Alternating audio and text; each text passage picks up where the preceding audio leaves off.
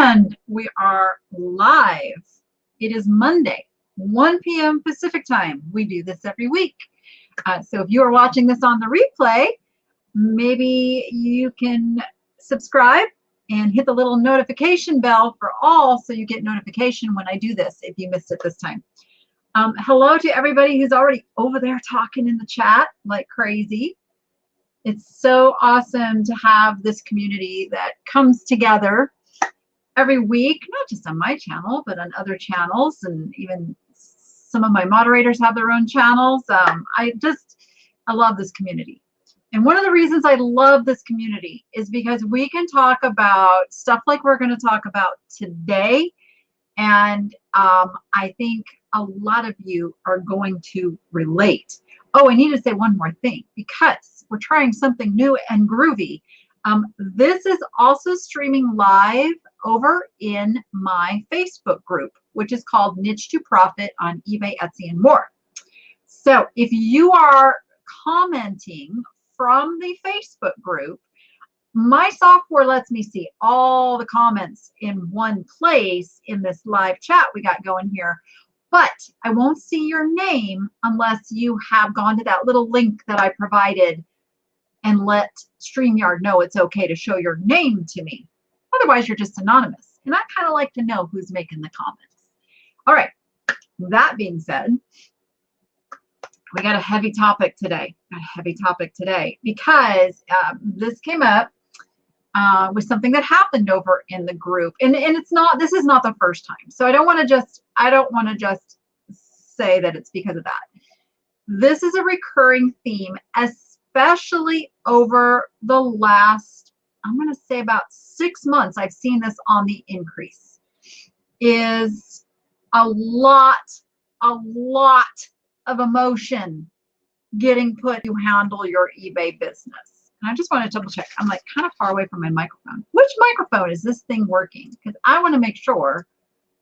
Oh, yeah, it's not using the, okay. I'm going to test this. I think we have this issue. You know what? I'm going to leave well enough alone. If you can hear me, I'm just going to leave it alone. I have this fancy schmancy microphone, but now as I recall, when I tried it on my live sale, it didn't work. So I'm going to leave well enough alone. Okay. Something that I had to learn over the years of doing eBay and business in general is this. It's business, not personal. And I take things personally. I get frustrated. I get upset. I want to tear my hair out when people want to return something, or I know somebody's pulling a fast one on me, all of that stuff. And I think, again, women tend to do this a little more than men, is we get very emotional over it. It becomes very personal. And a lot of us, at least I'm going to speak for myself, and if you resonate, great. If it's way off base, that's fine too. But for me, I have a real problem with injustice. I have a problem with people getting away with stuff.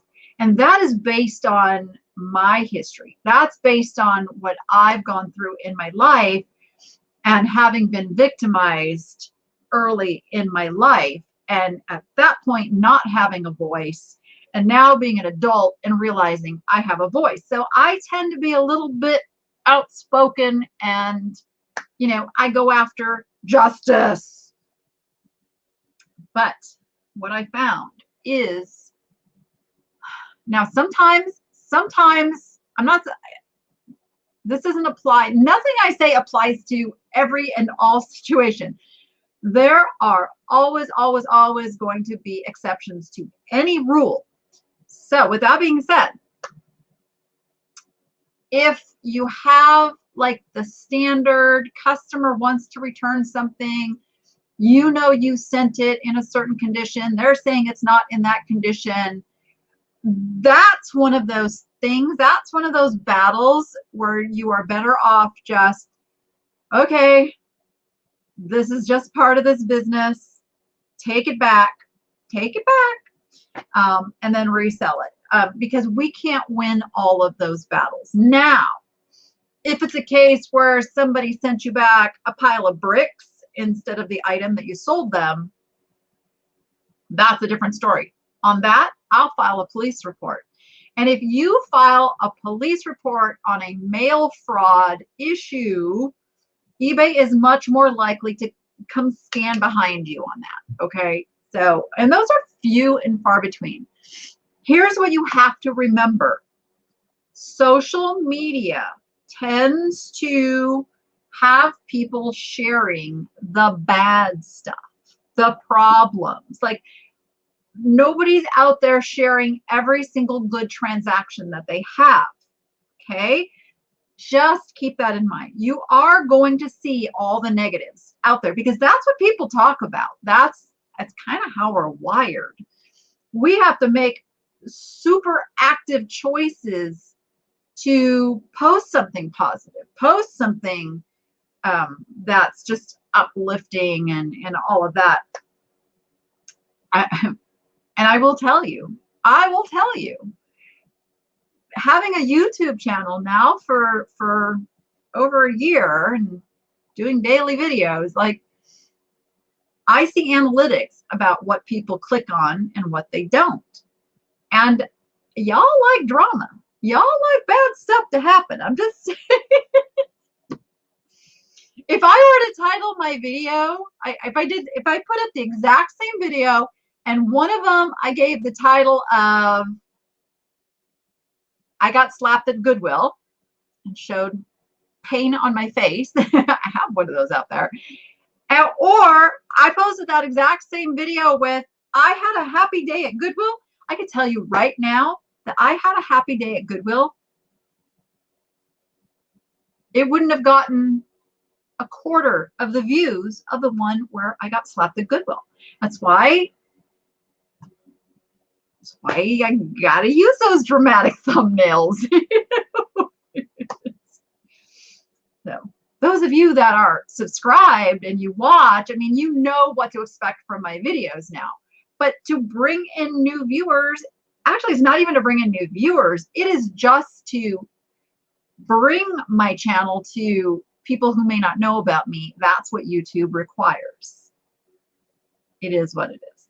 So we're wired to like the drama. We are wired to like the negative. We are wired to like something that's not just even. Now, I admire those of you who are wired not that way, because there are people who are just so even, just so peaceful and calm.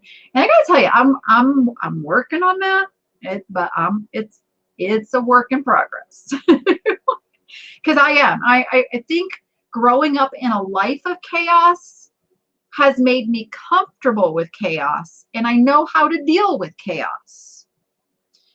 And so examine if maybe some of that might be going on for you.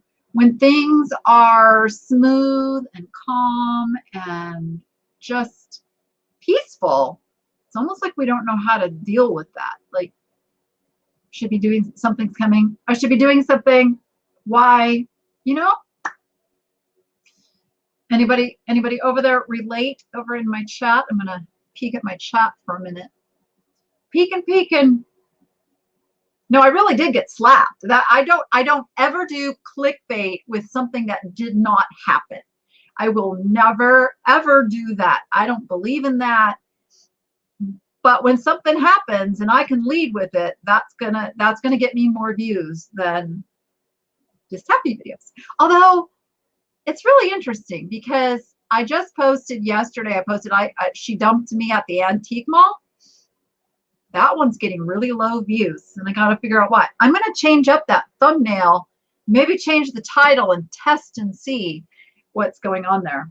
But I picked that title because I thought that would get the views. Yeah. No, I really got slapped. It was right when we had our lockdown here for a couple months in Las Vegas, and when we opened back up and the Goodwills opened back up, I went to a store that I'd gone to many times before, a store that I'd always shopped off the new carts they brought out. And when I went up to the cart, now I never go up to the cart when the employee's there. I don't want to get in. That's like before, after lockdown, whatever. I have never been disrespectful of a Goodwill employee. Never, never, never, never. They're doing a job. I don't want to get in their way. But this woman had grabbed some stuff and she'd walked away. So I walked up to the cart and I was just about to reach for something on the cart, and she literally came up. Here, I'll use this hand so I can show with my right. She literally came up and whacked my arm like out of the way. Said, "You can't touch that." And I was like, wow. Yeah. And it was just, to me, it was, I mean, I showed her grace. Like, people were very scared and freaked out during that time, and I'm sure she needed her job. I'm like, I don't want to go into all the details of that, but that video literally went viral because of that title. Literally went viral. Yeah. Oh, good. You're going to go watch my, yeah. And if you're on Facebook, all I see is Facebook user. I can't see who you are unless you've gone to that link and registered your Facebook name. But yeah. Okay, so let's go back to dealing with eBay and returns. So let me tell you, since I haven't listed a whole bunch since I moved in December. Like, well, I was packing in December, and then I moved the last day of December. But I literally have not listed a new item on eBay since December. So the stuff I have sold, though, I can tell you, I have had more, not so much return, well, I'm going to say return requests too. Items not received and return requests. I've had more in the last few months than I have my entire time on eBay. It has been crazy. It has been crazy. And a lot of that I am going to attribute to the upscale of people coming on to purchase things online from where we were pre-COVID. I mean, it's been good and bad. So here's what I'll say. While yes, my returns and items not received cases have been up and I've done more returns, my sales have also been up. And the sales being up far outweighs the number of returns. And of the returns, I've been able to take those items and resell them. So not really a loss there. Yeah, the post office. I mean, I am not going to let that chat go over there and get political at all. It isn't just one person's fault that the post office is a mess. Definitely not one person. The post office has been a mess for decades. Okay, decades. Post office has been a mess. They've got some fiduciary problems over there that need some fixing. So we're just gonna stay away from the politics over in the chat, please, please, please. So yes, things are a mess. We know things are a mess. I'll tell you what my solution is right now. I am looking at switching everything over to either UPS or FedEx and seeing if they will negotiate a better rate for me with that under 2 pound package. Because that's really the only thing, keeping me from doing that is those under 2 pound packages. And if you have a high volume, they'll do that. If you don't have a high volume, then we're dependent on like eBay to negotiate those rates and such. But things seem to be improving a bit. Like I could say over the last month, I've only had, I think, 1 item go undelivered. So the mess they were in, you got to know that they are working to improve it. And this is one of those things, kind of those mindsets. I try very hard not to get too focused on a problem that I have no control over solving, and that I trust that the powers that be that are working that company are fully aware of their issues and are working to solve those problems. So I can't fix the post office. All I can do is look at my own business practices and see what I can do to assure that I'm protected. Now, one of the ways you're protected is if you get the item scanned. And I still don't get the items scanned. I don't have time to worry about it. I refuse to stand in line at the post office. Remember, I'm dropping off sometimes 20 or 30 packages at a time. I cannot stand there and scan every package.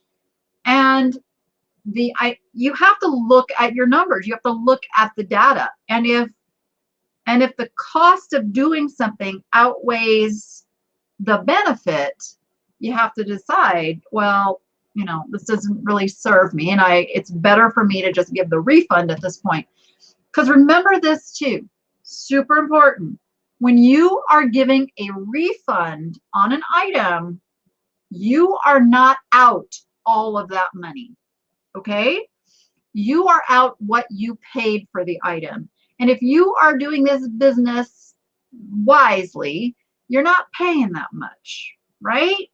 Now, if the item is a very expensive item, you have a lot invested in it, I am going to urge you to make sure that you do get the scan, do get signature confirmation in some cases, and that you have it fully insured. Okay, that's a different story.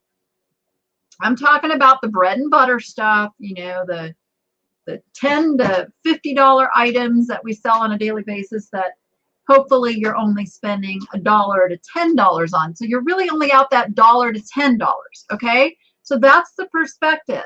So let's say I have a $10 investment in an item that I sold for $30 and now it's gone missing. I'm looking at refunding the $30. My mindset is I'm not losing the $30, I'm losing $10, right? And do I want to go through, fighting it, putting a lot of time and effort? Because if I put more than 15 minutes into that, then I'm losing money on my time.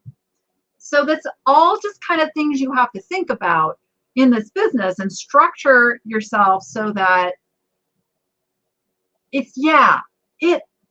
sucks to have to give a refund. It sucks to lose the profit, but from an unemotional business numbers perspective, you are only out the original cost of the items. Just keep that in mind. Just keep that in mind. And that's true, the shipping costs too. But you can also, well, no, if there's never a scan, you're kind of dead in the water. But usually there's a scan somewhere.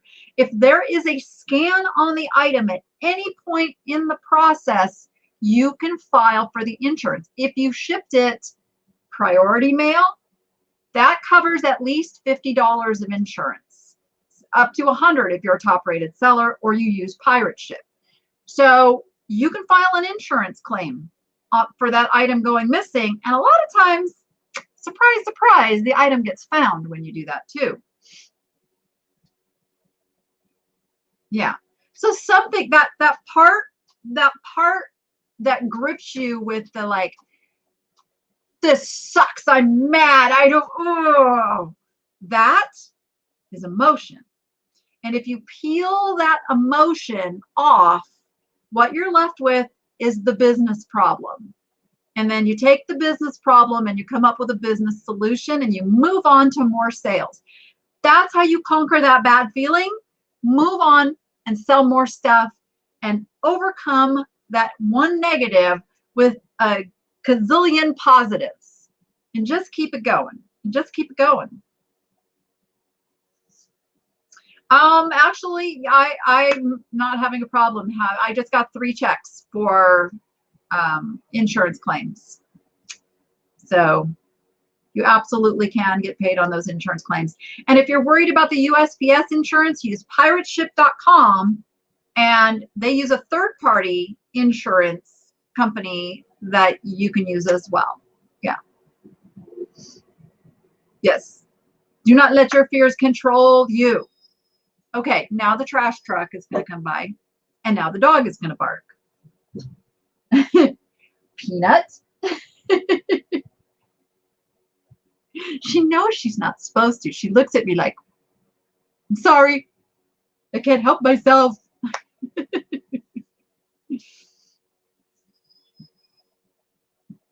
Yeah, perhaps, I mean, I'm super, super thorough when I file those insurance claims for damaged items. I'm including pictures of the product and the packaging that I ask the customer to provide for me. Items going missing, I give them all the information. I say this was mailed on such and such date. Give them information, because remember, the person who's doing that job is probably looking at thousands of those claims per day. Like, it's one of those grind jobs where it's like, yeah. Give them something different to look at, more information, repeat information that might already be like auto populated or something like that. So think about that employee who's making that decision. And then there's also an appeal process too. You can go and appeal.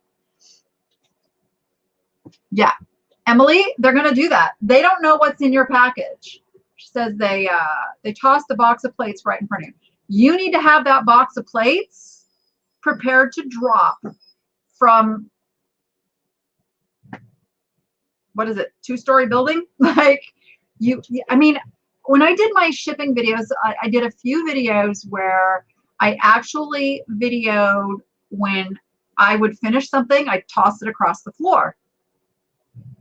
Some of my viewers got very, very upset with me for that. Very upset with me for that. There she goes. Trash truck. So I don't include that anymore. I still do it. And my point is, if you do not feel confident tossing that box of whatever it is across the floor, repackage it.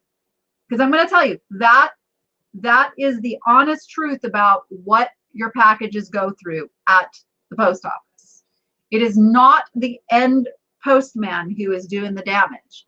The processing, and I know there's videos of this out there. I will answer about that free returns there in a second. The process is you drop your items off. Now, I drop them off in the bulk part of the drop off, and literally there's these big, huge cages of packages. And I personally have had some pretty heavy packages that I've had to like dump in at the top. So if there's a lighter package under that and somebody didn't package it well, you know, there's the first problem. And then those go get dumped onto conveyor belts. And then sometimes they spin on the conveyor belt if they get stuck in a spot. And then they get dumped into another section, and so on and so forth. And priority mail can be up to 70 pounds. Most people don't mail that heavy of stuff. But just think about it. Your package can get a big old heavy package dumped on top of it. So you have to, a 10-foot drop, thank you. You have to have your item ready for that. And you know, that's why I use the packing peanuts over paper. Packing peanuts are styrofoam. Styrofoam has impact cushioning that it will absorb some of that impact from some of the places that gets dropped and thrown and smashed and all of that stuff, versus paper doesn't have that. Paper will keep the item from moving inside, but paper doesn't provide the shock absorption that styrofoam does. So that's why I use peanuts as well. And I have very, very few items break. And the items that have gotten broken are items that I think back and go, you know what? I kind of had this little nagging feeling I should have included more space around the item and I didn't. It's on me. So Yep, yep, yep. All right. They all toss them. They all toss them. UPS tosses them. FedEx tosses them. They're time pressure, time pressure to get all those packages out. Always try to put yourself into the shoes of the person who's doing that job. You know, they have a boss who's telling them, you know, you have like 30 seconds per drop off to get that done. And yeah, so they're going to move fast. They're going to, you know, try to live up to their quotas. So I always like try to err on the side of some grace and compassion for people, and then look at my part of it and what I could do better.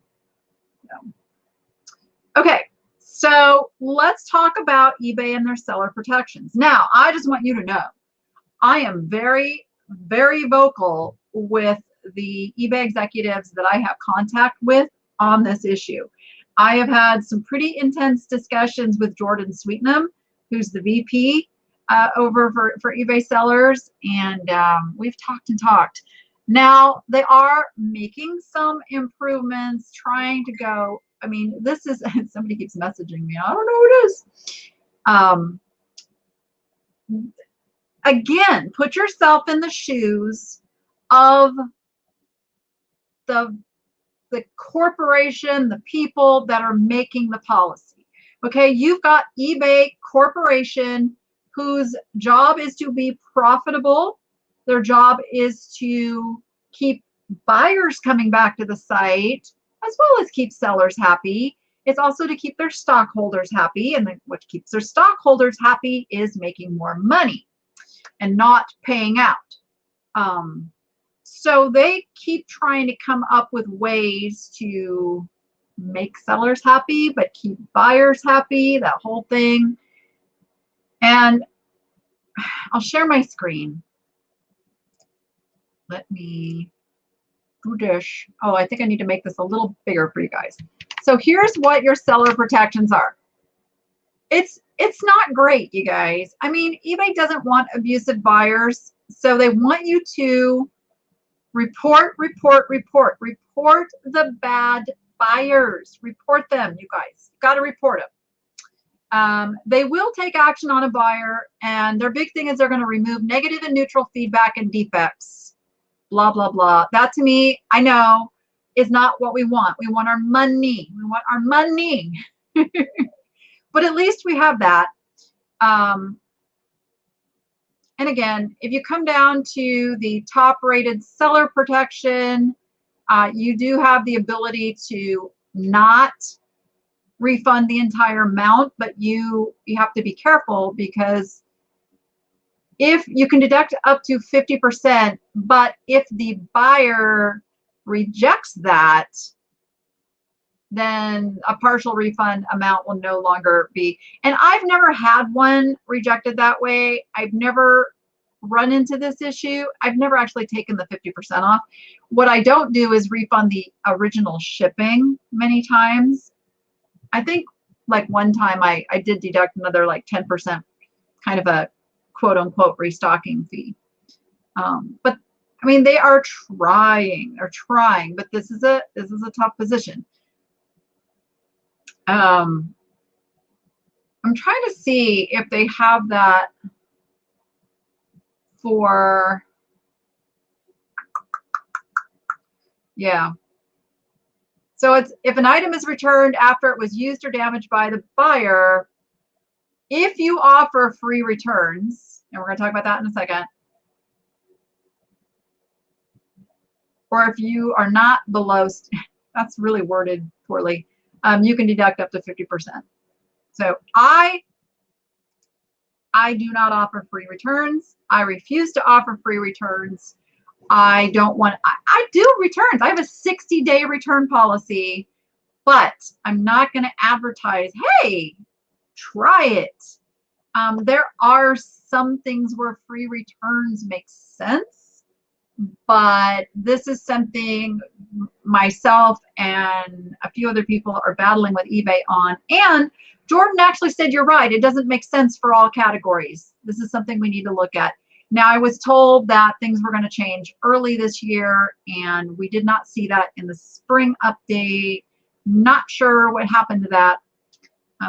But I have meetings with eBay execs once a month, and I press these issues like crazy, guys. But again, it is what it is for now. You know, it's like, do we have the power to make changes with this? We don't. We really can be just, you know, a voice and then do what we need to do for our business and do make the best choices. Yeah, it does need to come back in the same condition. Yep, yep. I mean, I have won cases in the past. Oh my gosh, the wind, you guys, the wind is coming up. I have won cases in the past. This one lady actually bought a chair from me when I had my store. And she had some guys from uship.com, because that's how I sold all the big stuff. I offered local pickup, but advised buyers that they could use uship. And they picked it up, they inspected it, turned it upside down, you know, which way and that. Well, she gets it and decides that it smelled, that it was dirty. No, it wasn't. So she had it cleaned. Now, what I suspect happened is that when she had it cleaned, she probably discolored it. And so she opened a return. And eBay was telling me that I had to pay the return shipping. And I was like, No, wait, I take that back. No, because it was local pickup. They were telling me that I had to go get it. That's what it was. And I was like, no, she needs to get it brought back here. I ultimately won that case because she admitted to having cleaned it. That altered it. So I won that case. And now I will say eBay's a little wishy-washy now on the policy. You can't probably find 2 customer service reps that are going to give you the same answer. What do we do? What do we do? I mean, fight the good fight initially. Remember, don't get emotional. Don't approach it very business-like. eBay reps through like the eBay for Business Facebook page, you know, where you can message them. They respond very, very well if you stay business-like. eBay wants businesses. They want people who are running a business and who can react like a business to these situations. So the more you're able to do that, the higher the likelihood you're going to get resolution that you want. Have I gone off on eBay? I'm not going to say I'm not, you know, guilty. Yeah, I've gotten a little upset over a few things. But for the most part, I just find if I treat them like with a blank slate, assuming that they're going to hear me and solve the problem, and I come in with the facts, the more likely you are to get the resolution that you want. Now, what eBay is testing is this authentication process. So they've done it on watches, I think, and shoes. I don't know yet if they've rolled it out on the purses yet, but that's it. Like, they're starting with all these high-end, highly, what's the word, where the fraud takes place both on the buyer and the seller side, right? They're starting there. They're looking at ways to deal with these issues. I will tell you the solution that I am approaching them with, which I think would be absolutely perfect, is that eBay, how about you take the returns, you take them, you inspect it against the original listing, then you can tell the bad sellers who are literally not sending the right thing. I know that's a little difficult because that can still be, everything has catches to it, but let's look at generalities. They could also see if the buyer is sending back the same item. If it's a completely different item, they're going to see that. And then the thing for me is, like, they're going to get this merchandise. Well, they've already got, third-party services like Bulk, and I know they've had other ones in the past. I don't know if they still have them, to resell this merchandise and recoup the money. If you want to keep the buyers whole, keep the buyers whole. You want to keep the sellers whole, keep the sellers whole. Keep everybody whole, and then weed out the problems, because now you're going to have all of this data on which sellers are getting an extraordinary amount of returns. Okay, boom, boom, boom, red flag. Let's look at that seller. Buyers who are returning an extraordinary amount of stuff. Boom, boom, boom. Let's look at those buyers. Let's get this data working so that we can protect all the good sellers. That's my thing. But they tend to make policies that punish the good sellers because of the bad sellers. I mean, that's been going on for a long time. But honestly, it's returns are going to happen in this business. And I believe everyone should have a return policy, unless you're selling something that it's illegal to return, like underwear. I believe some health and beauty products, that kind of thing can't be returned, right? So other than that, have a return policy, because a return policy is not going to increase your rate of returns. What it's going to do is increase buyer trust. So you're going to get more sales, so that when you do get a return, it's offset by the increase in sales. The other thing that it's going to do is make it so they can be more honest about why they want to return it. If somebody, right now, it's commonly known that even if you offer no returns, buyers can still return the item by saying not as described. Whereas if you have a return policy, they're likely to choose the real reason, like didn't fit, changed mind. And then you don't have to pay the return shipping. So it can save you. It can save you money. But I've been in retail since I was 15. 15. That's a lot of years. My very first in-laws, I got married really young, owned a 7-Eleven. So I experienced in that brick and mortar retail, there was customer theft, there was employee theft. Ooh, that's a biggie. And you had to account for that in your profit and loss statement. You just knew that was going to be a part of doing the business. It's called shrinkage in the retail world, and every single retail business has shrinkage, including our online businesses. So you need to account for a certain percentage of your sales are going to result in shrinkage, which is returns, refunds, breakage. That's it. That's it.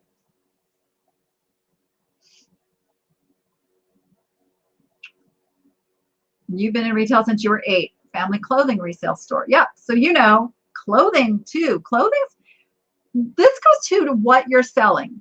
So if you're a clothing and shoes seller, your return rates are going to be higher than the antiques collectible seller. That's a fact. That's an industry analytic. So if those returns are super stressful to you, you may want to consider changing your niche to something that's not as heavy on the returns and refunds.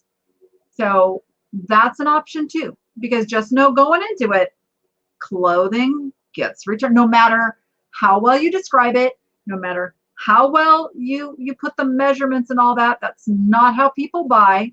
And those are just facts. That's one of those things, there's nothing we can do about it. It's a cultural change that has happened, and we just have to know that it's coming and deal with it. And it's all up here, guys, on how to keep that from stressing you out.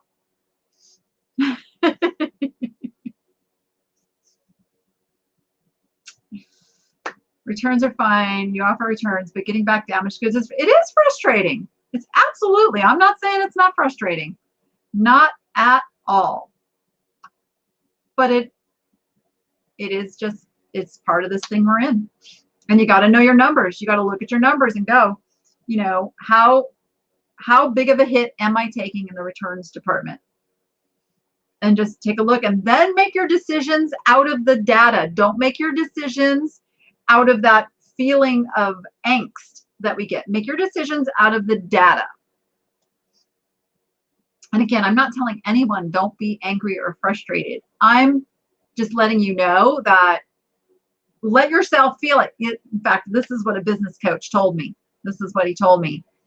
Allow yourself 5 minutes to intensely go through whatever feeling that is. If it's anger, you know, go scream in your pillow, yell, shout, whatever, scare the dogs. 5 minutes. Let yourself experience it and then come back and deal with the issue. My kids don't like that though. Well, Noah doesn't care. Rachel doesn't like it. Caught myself doing it in the car. I was really upset that I got lost going somewhere, and I was mad at myself. I was like, I hate when I do this.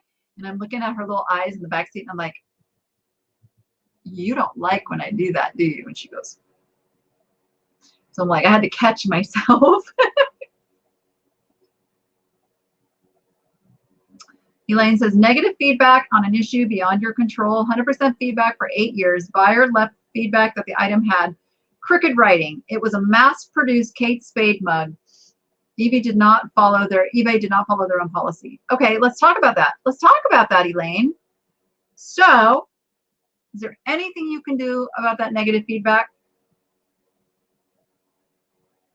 I mean, you can try to appeal it with eBay. But remember, eBay didn't see the original item. eBay didn't see what came back to you. Like, we're expecting them to have information based on just what we're telling them. We know we're honest people. We know we're telling the truth.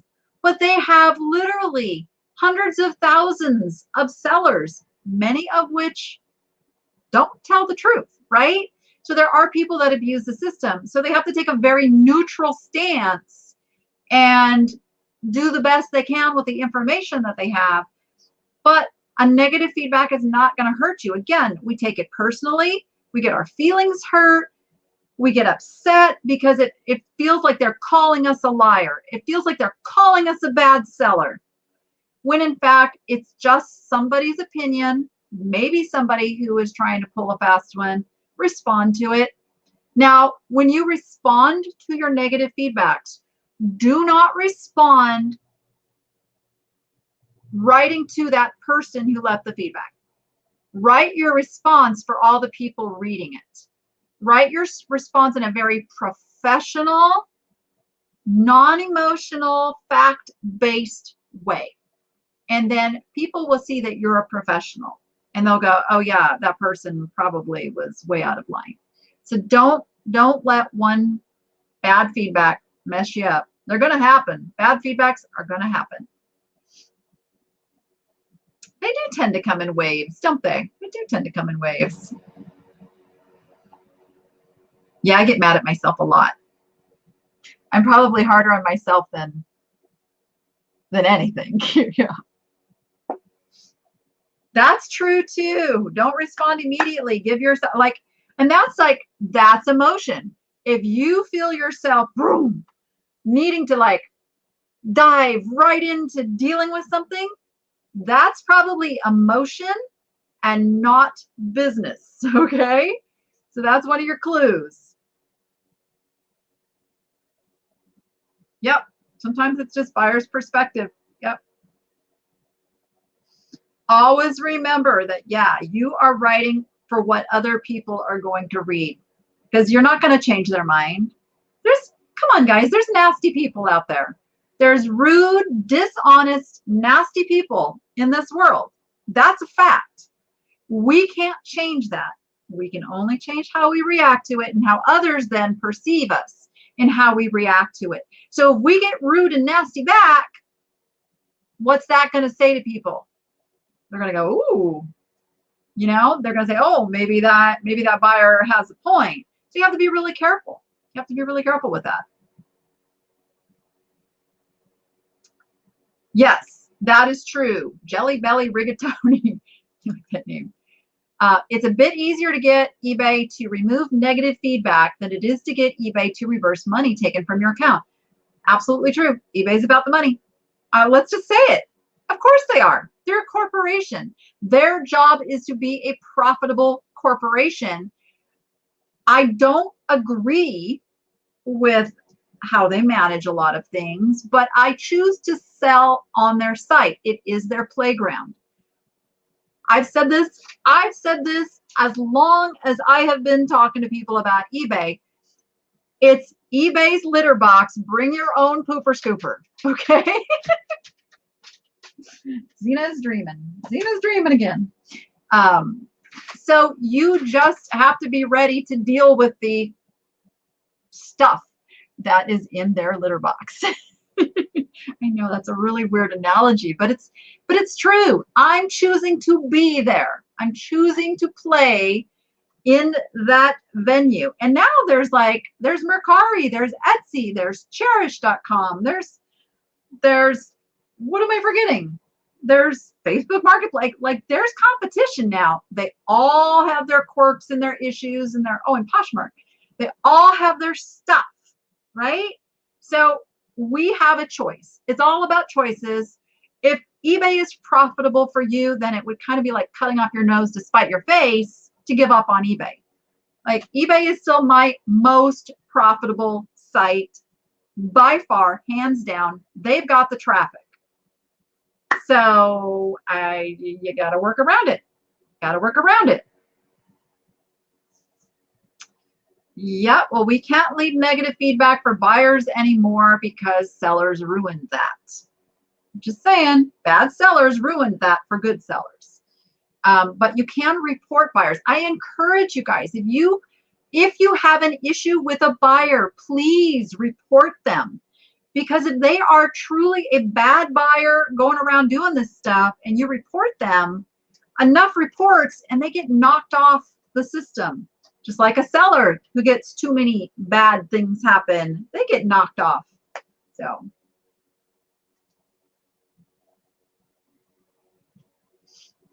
And some of you sell more on Etsy than you do eBay. Yeah,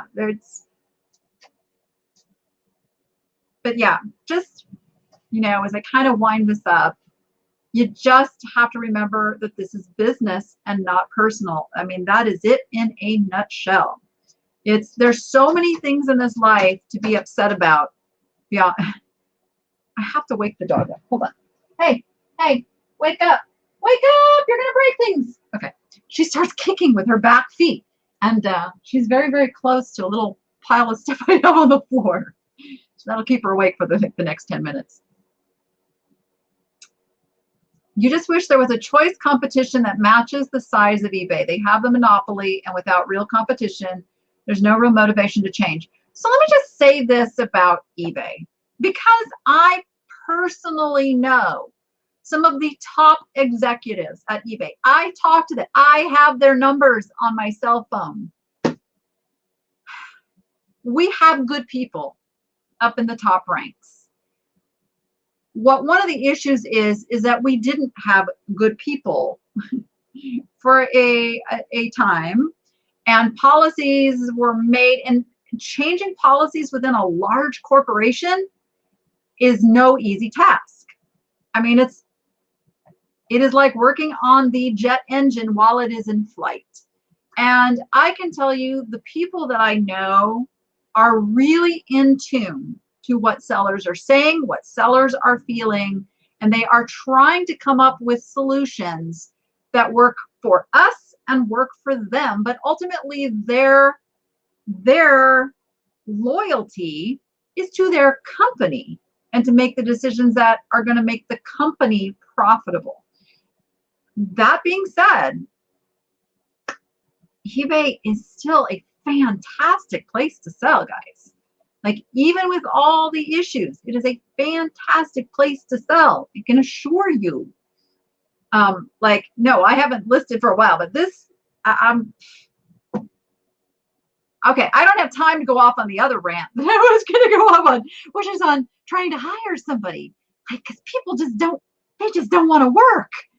Everybody wants to send in an application as if they want to work, but then they don't show up for the interview, or they don't even answer the email you send them. But anyway, that's a whole nother topic. But I absolutely know eBay is a six-figure selling revenue that one person can do. And there's really not a whole lot of opportunities out there like it. I mean, back in the day, to open a business, it cost thousands of dollars and lots of red tape. And we literally can open a business in 5 minutes and start on a shoestring. Like, when you think about how amazing that is, and that you can build that. In fact, I just saw it in my memories today. I'm gonna go try to find the link. I know it's in my channel. There is one of my niche to profit shows that I did. There's a playlist for the old niche to profit shows with Kevin Bruno. Kevin Bruno had a, I believe it was a $5 million a year eBay business. $5 million a year he was selling on eBay. Now he owns his own auction house. He's not on eBay anymore. But it's absolutely possible to build this into an empire if that's what you want to do. It's what I'm going to do. Not that I want to do. I am going to. And there are people, and I know you know people that have done this and are doing really, really well on eBay. And a lot of it is just getting into that business mindset. You can't let the little stuff get you down. You can't let the little stuff make you feel like you want to quit. There's no quitting. No quitting. So I'm going to leave you with that, guys. If you want to build your empire, whether it's on eBay or Etsy or Poshmark or wherever it is, it's all up here. It's all up here. All the rest, all this stuff out here that you deal with is just stuff that you have to deal with. Shift and shuffle and create policies and ways that you're going to deal with things, but keep this mindset focused on the goal, and that is to make money. And you look at your numbers and go, you know what? When we sell shoes, we get a lot of returns. Maybe we shouldn't sell shoes anymore. Maybe, oh, look, we don't get any returns on, the vintage glass. So let's sell more vintage glass. Whatever those categories of things are, look at the problem, look at what it's costing you or making you in profit, and assess whether it's a good idea to keep going forward and what you need to do to make it manageable. So there's no quitting in eBay. I was thinking of there's no crying in baseball. That's what was in my mind. No, it's all part of the game. Yep, it's all part of the game. You'll hear the cliche out there that you have to know your why. You have to be truly focused on what your motivation is for doing this in the first place. If you're a hobby seller, yeah, the frustration might not be worth it. That'd be like planting a garden because you want it to be relaxing and fun, and all you get is stink bugs coming up and eating everything, and it's just a big hassle. So you go like, this ain't causing me to relax. Same thing. If you're a hobby seller, you have to look, is the frustration worth it? Maybe not. Maybe not. And that's okay. I think then you go, oh, well, then I'm a failure. No, you're not. You just made a decision. And it's actually a business decision. Because at the end of the day, it's a business. Whether you're selling a few things or a lot of things, it's still a business. It can be a hobby business, but it's still a business. So I'm going to leave you with that, guys. And I don't even know if you guys saw today. Look what shirt I'm wearing. I'm wearing my happy shirt. So everybody, go out and enjoy the rest of your Monday. Try to be happy and go be profitable and make it fun. And we'll see you on the next one. Thanks, everyone.